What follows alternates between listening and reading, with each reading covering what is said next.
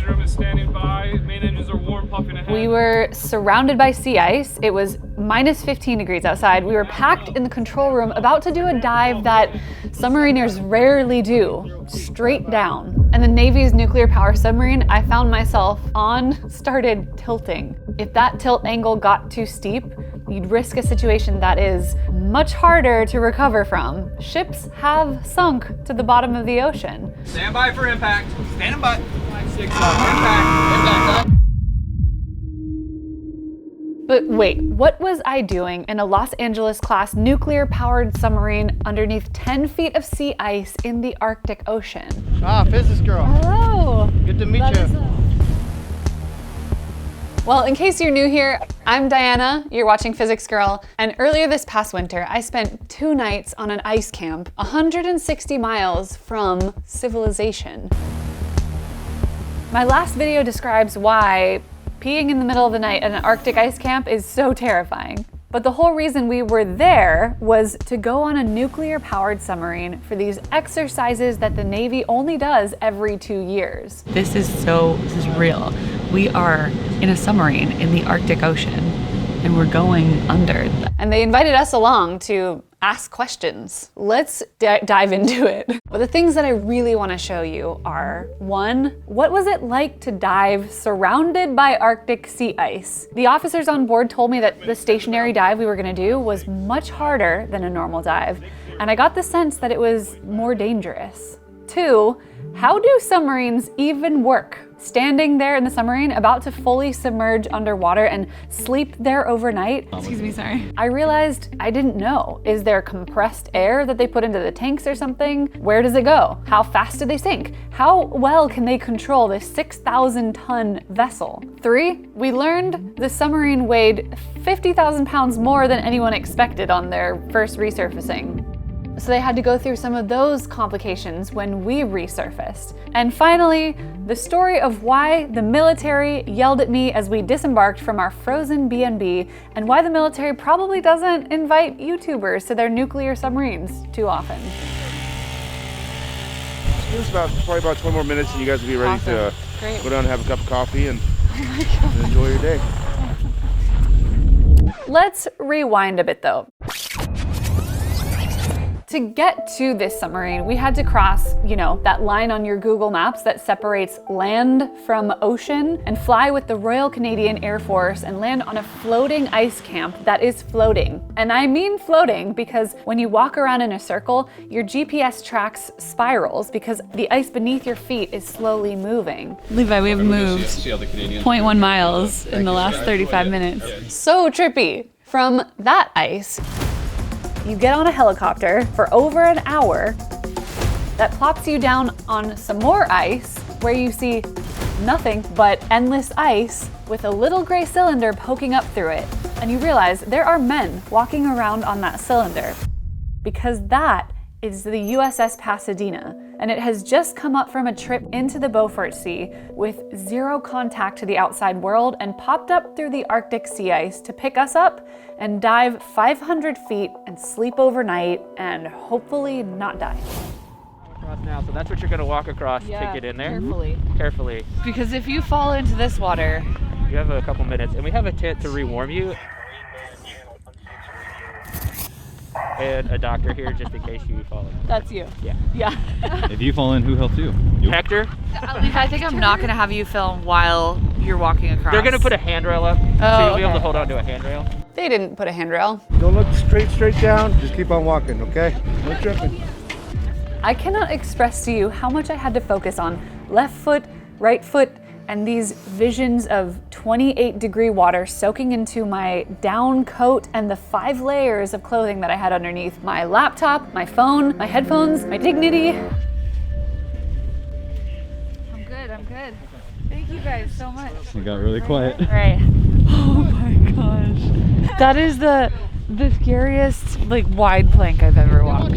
I hadn't seen land for 3 days, and we were about to disappear even further from civilization once the submarine dived underneath the surface. Got it.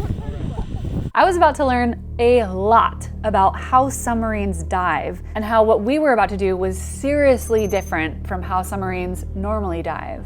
I intend to stationary dive the ship to 180 feet. Stationary dive. Stationary dive. They kept repeating stationary dive. This was the first thing I realized I didn't know about submarines. They almost never drop straight down, and for good reason. Give you a heads up warning, that's what we're doing. There will be some jostling of the ship and a little bit of angles that you see. Nothing too severe, but... The captain warned us what to expect because instead of driving forward and letting moving water flow across the boat and across what are called diving planes, the same way that air flowing over airplane wings controls the altitude, we had to drop straight down for a pretty clear reason. So normally we'll go about 8 or so knots as we're diving, and we'll kind of glide down. But with the ice in front of us and behind us and all around us, we run into an ice keel. And that's why diving in Arctic water required a lot more control using the ballast to sink the sub. And I think our captain mentioned he'd only had to do a dive like this once or twice before because usually there's no reason to do it. And it's a lot harder to keep the submarine level this way, so it's more risky. But danger is my middle name. Diana's just my first name. Stationary dive. Control maneuver guide. Half vent shut. Open vent. Stationary dive. Stationary dive. Open forward vents, officer. Open forward vents. Open forward vents. Forward vents open. I think we were at like 14 degrees or something, and it stayed like that for a long time. And we were just like standing at that angle, not knowing what was going on. Open that vents. Opening half vents. Half vents open. Shut half vents. Shutting half vents. Half vents shut. Something was happening, and we weren't given a lot of information at the time. Maybe they didn't know exactly, but the captain later explained to us a couple reasons why the process took extra long.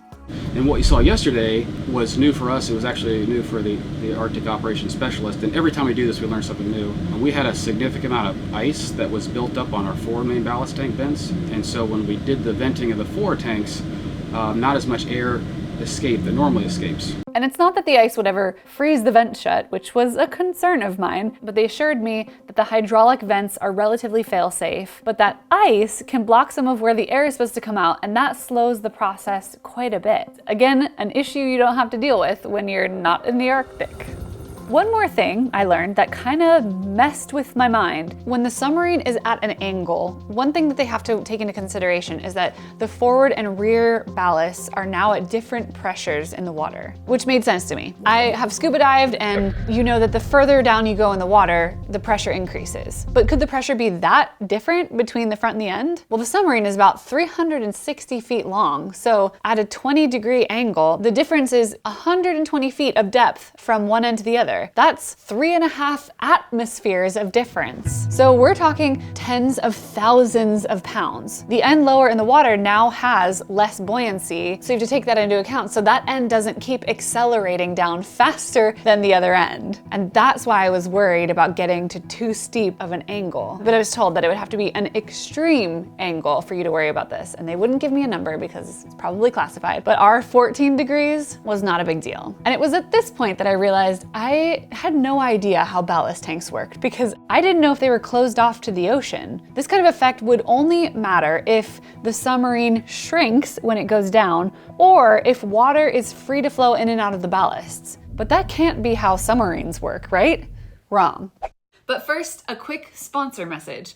Thank you to 3M for supporting Physics Girl and sponsoring this video. Have you ever wondered how they make cars quieter and give the doors that solid thunk sound when they close? We talk about how life-changing technology is all around us, but there's some tech that you might not even know is there, and you couldn't know because you can't see it. It's literally in the walls. Well, I recently visited the 3M Innovation Center at their headquarters in St. Paul to check out some of this cool technology. I have two identical gongs here, and I'm going to hit them, but one of them has duct tape on it, and the other one has a mystery tape. Here's the duct tape gong first.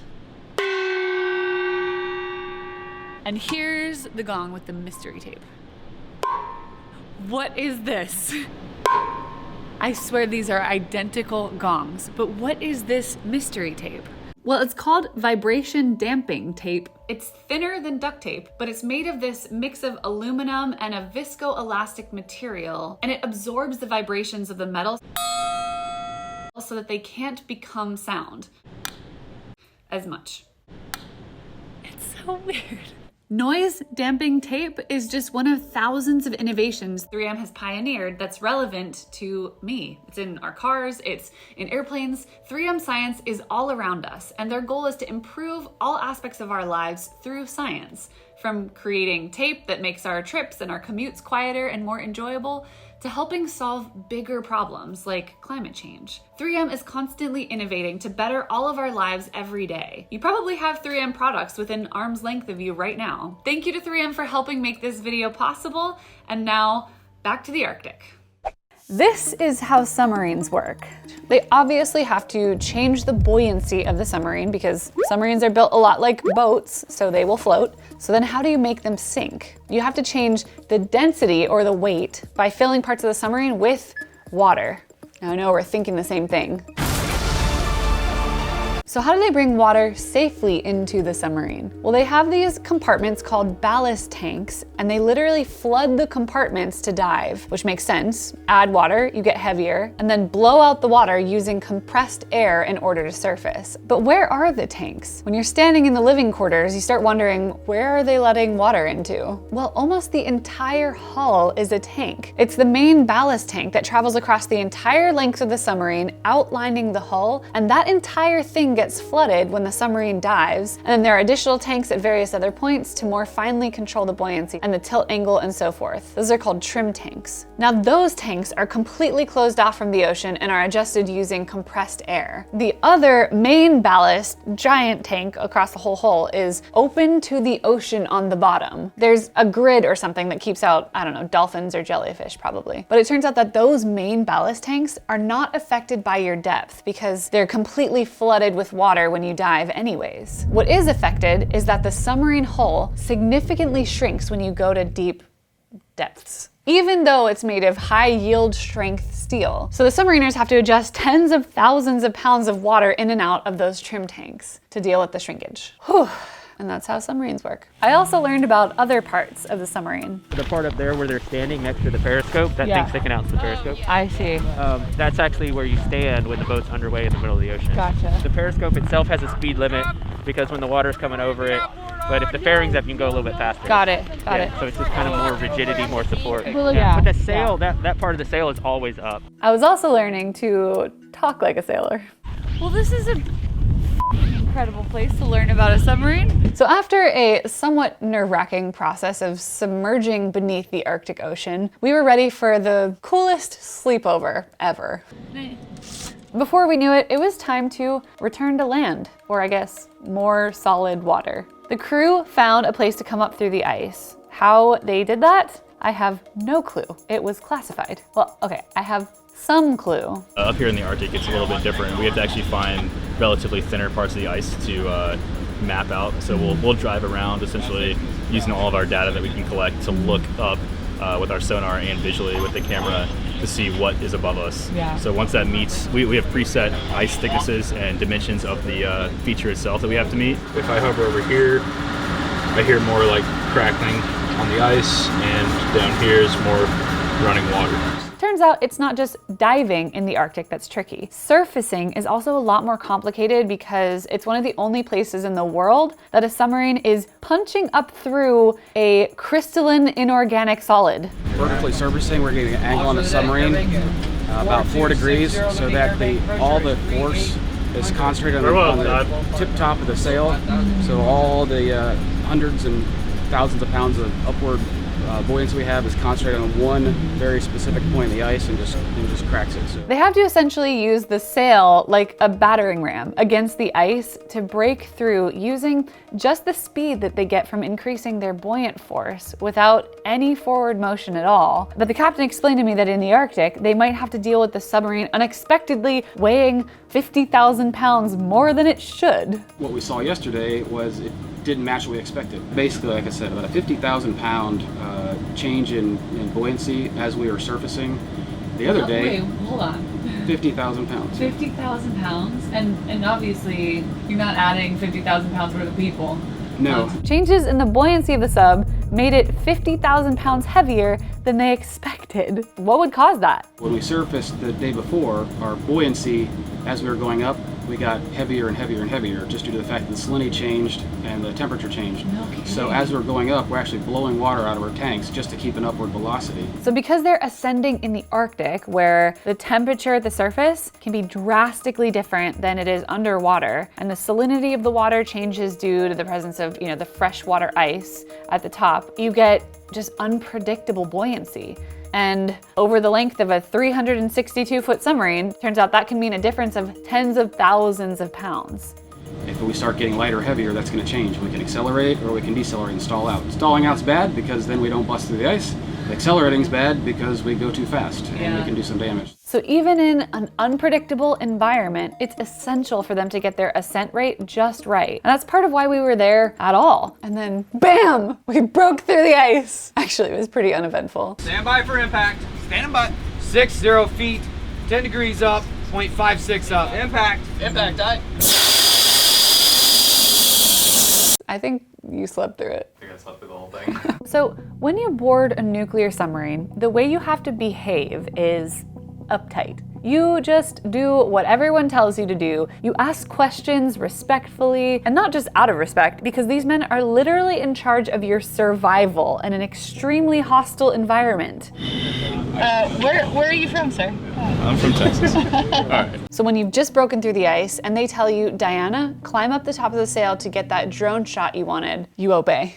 Yeah, I was pretty excited. But then something happened and I got my first real orders. So Levi, who's a licensed drone pilot, breaks out the drone, and something about drones is that they often have a set distance from the takeoff location that they'll allow you to fly. That way you can't fly the drone out of range.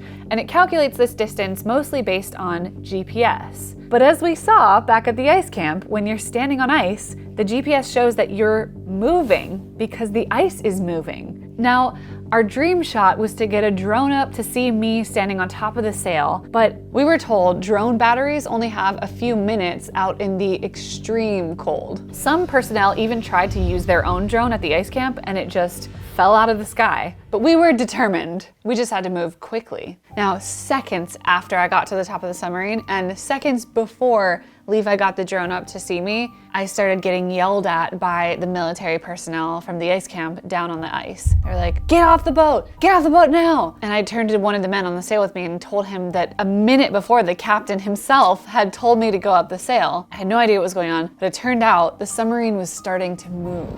And the ice was scraping against the hull, and there was danger that the exit plank was gonna fall into the ocean, and they still had one of the world's most prolific pun users on board. So we quickly had to grab all of our stuff, and I mean frantically shoving camera gear into anyone's backpacks, and they rushed me off the sub, and I had to walk the plank of death again. But this time, I had a smile on my face, I had a DSLR safely in my hand, not in the ocean. Except, missing out on our dream shot by mere seconds was not even the worst part. You may recall from earlier the importance of GPS for drones in the Arctic. The ice had moved far enough that the drone would not return from the other side of the submarine. You can even see in the earlier part of the shot how the drone won't cross the water, but if we speed it up just a few moments later in the clip, the drone now won't even get to the water. It's moving further away, and it has all of our footage from the trip on it, and it's about to crash land onto much thinner frozen sea ice. And the military told Levi there's no way the Navy was gonna rescue us rescuing the drone. So as I said goodbye to the most rare and unique footage we've ever captured, and the scientists had the idea to land the drone on the other side of the submarine on the ice, reset it, and then put it full speed back toward us. Levi was hesitant that it wouldn't take off again, but we were running out of time. The drone batteries were gonna die within minutes.